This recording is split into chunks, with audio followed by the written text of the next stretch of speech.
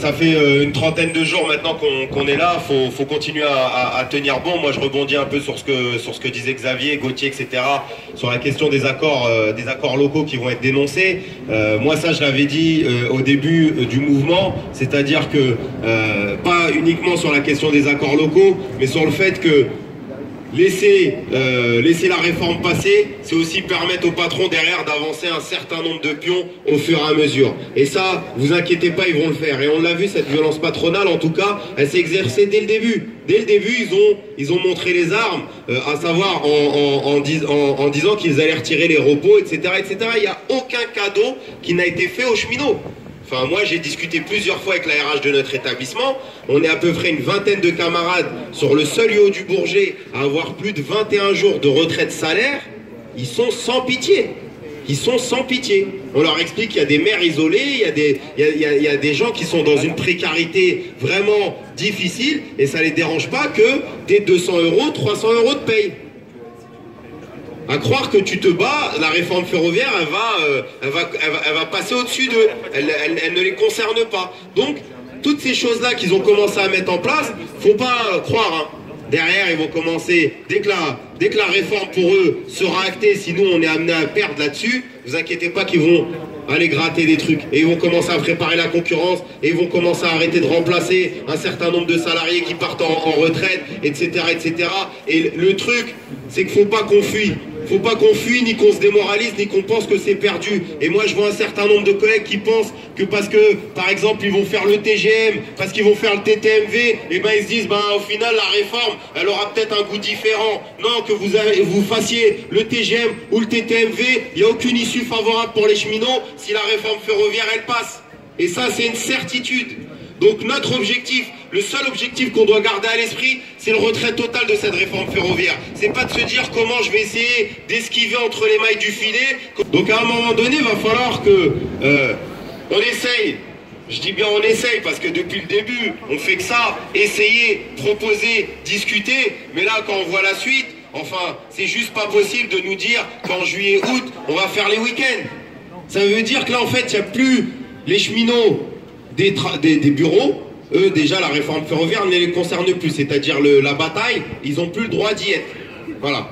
Donc, l'infrapôle, ils n'ont plus le droit d'être dans la bataille. Les technicentres, ils n'ont plus le droit d'être dans la bataille. Les postes d'aiguillage qui ferment ou qui sont en 2-8, qui ne travaillent pas le samedi-dimanche, qui sont en gare tampon, n'ont plus le droit d'être dans la bataille. Je vois Thierry, les bureaux de travaux, les MTE, etc., ils n'ont plus le droit d'être dans la bataille. Donc Thierry qui est là, qui travaille au bureau travaux, je le dénonce. Il ne travaille pas le samedi-dimanche, ça veut dire lui, ce collègue-là, qui est gréviste depuis le début de la bataille, et ben lui, déjà juillet-août, on compte plus sur lui, on n'a plus besoin de lui. Donc on va aller chercher ceux qui ont jamais fait grève pour qu'ils fassent grève. Et tous ceux comme Thierry qui seront à l'infrapôle dans les technicentres, etc., on va s'en passer. Donc c'est juste pas sérieux, c'est juste pas sérieux. Et hier on a fait une rencontre intergare où on était au moins 200 faciles, j'avais compté moi le chiffre de 200, mais il y a eu des arrivées derrière, mais on va rester sur le chiffre de 200, où on a discuté de comment on essaye de continuer à accélérer. Il y avait un copain la dernière intergare qui disait, mais pourquoi les journées de juillet, août, si on sait qu'on va les faire, pourquoi on les met pas en juin tout de suite et on en termine une bonne fois pour toutes avec cette grève-là? Parce que Macron l'a déjà dit plein de fois. Et Monique en parle aussi souvent de ce qu'est le macronisme, de ce qu'est la politique qu'on est en train de nous proposer. Macron, c'est pas un invincible, mais Macron est déterminé. Et quelqu'un qui est déterminé ne plie pas sur 2-5 sur un samedi-dimanche. Il plie pas parce que toi, tu es en train d'empêcher le badaud d'aller à Bordeaux, aller avec sa femme et ses enfants. Eux, ce qui les dérange, c'est le blocage de l'économie. Et la bourgeoisie, les gouvernements, à chaque fois qu'ils sont tombés, à chaque fois qu'ils ont eu peur, c'est quand ils ont peur de tout perdre. C'est quand ils ont peur de tout perdre. Et là, c'est pas sur des samedis dimanches et c'est pas sur un 2-5 qu'ils ont peur de tout perdre. Donc la stratégie, ce n'est pas une question de FO, de CGT, de Sudrail. C'est quelle stratégie on met en place pour faire peur au gouvernement, pour faire peur à une direction qui est en train de te dire, bah moi, tu sais, ta réforme, c'est même pas suffisant, je vais t'arracher tes accords locaux aussi, et puis je vais voir où est-ce que je vais essayer de grappiller, fermer un peu de postes, fermer Orphée par-ci par-là, mettre des UP en bout de ligne, et puis c'est comme ça que ça va se passer. Donc on a tout à perdre. On a tout à perdre. Moi, quand je pense à accords locaux, il y a un accord local dont nous, à l'EIC, on parle souvent, c'est l'accord local de l'EIC de Paris-Est. Paris-Est, ils travaillent 6 heures, ils sont payés 8. 6 heures, payés 8. Donc à un moment donné, moi je sais pas, mais quelqu'un qui sait que demain on va lui retirer 2 heures, il va devoir bosser 2 heures de plus par jour, mais à un moment donné, faut partir quoi, faut y aller. Tu peux pas te contenter, et quand tu vois les statistiques dans les EIC, maintenant ils sont devenus catastrophiques. On parlait au début, on avait dans les taux les plus importants, mais dans la plupart des EIC, maintenant des fois t'es sur du 5%, 7%.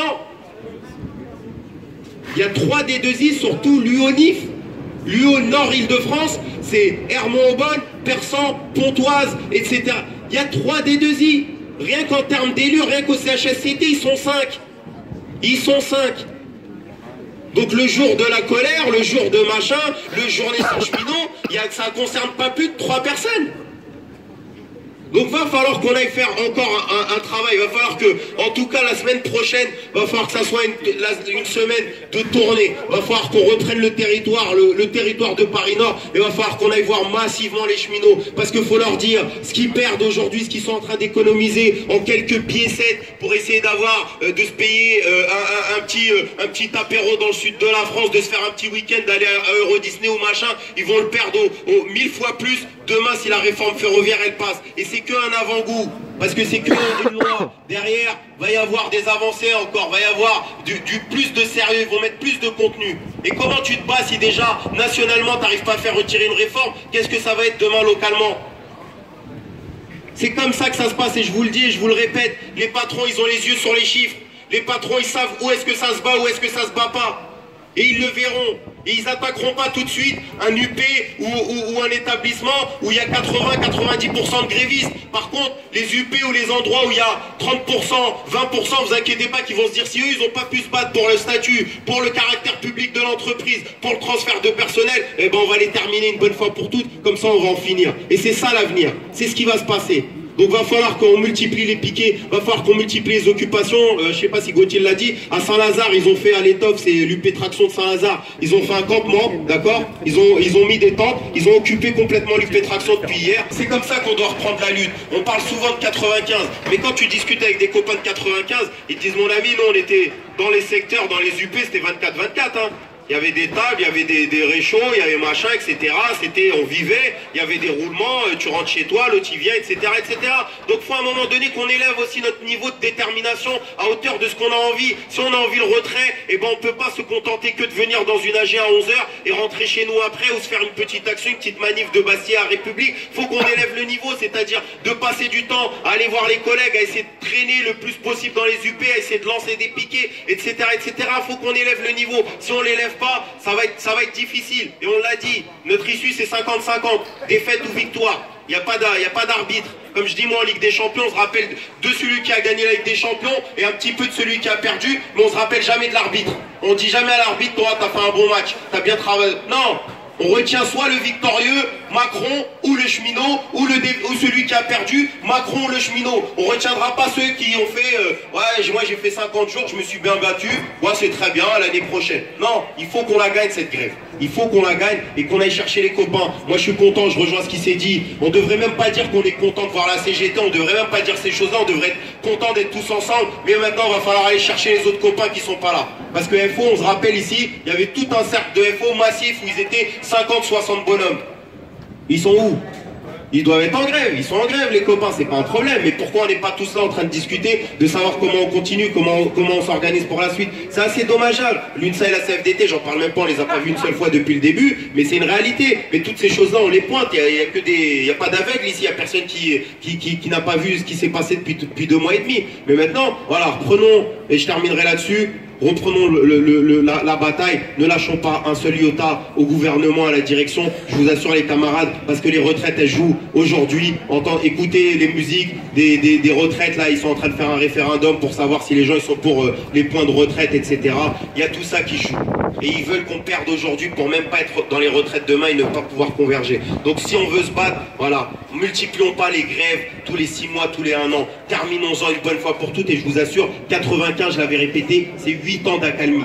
95, derrière c'est 2003. Pendant 8 ans, on a laissé les cheminots tranquilles. Pendant 8 ans. Et nous, depuis qu'on enchaîne les défaites, ils nous laissent même pas nous reposer. Parce qu'il n'y a pas d'intérêt pour eux de se reposer. Autant continuer à taper sur le clou sur lequel ils sont en train de taper jusqu'à en terminer. Je vous dis, 2018, la réforme, c'est que un avant-goût, c'est que la face émergée de l'iceberg. L'iceberg derrière, c'est quand les gens ils vont être transférés, quand les retraites elles vont tomber, etc., etc. Donc, qu'on garde tout ça à l'esprit. Qu'on se dise quand je me réveille, je suis démoralisé, je suis fatigué, mais qu'on garde à l'esprit pourquoi on se bat pour le retrait, et uniquement le retrait de la réforme ferroviaire. Et puis derrière, on construit un bastion, on construit les militants de la grève, comme on dit. Et vous inquiétez pas qu'on va arracher un certain nombre de choses. En tout cas, je suis convaincu. Et cette grève-là, moi, me convainc de plus en plus des capacités qu'ont les travailleurs, les grévistes, à pouvoir élever le niveau. Merci beaucoup.